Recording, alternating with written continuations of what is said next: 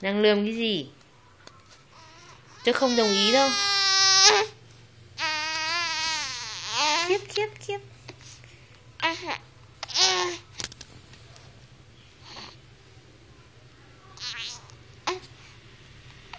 Mặt Phị giận ị. Mặt Phị đang giận ị. Mặt Phị ơi. Gà chọi ơi.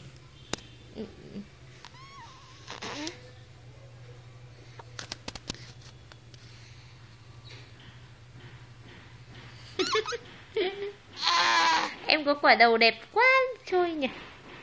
Quả đầu hơi bị hot girl luôn nhỉ.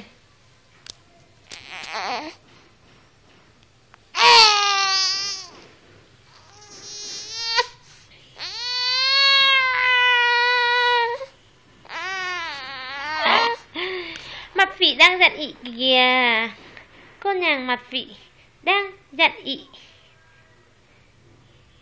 Lườm ai? Lườm ai hả? Mặt Phị ơi.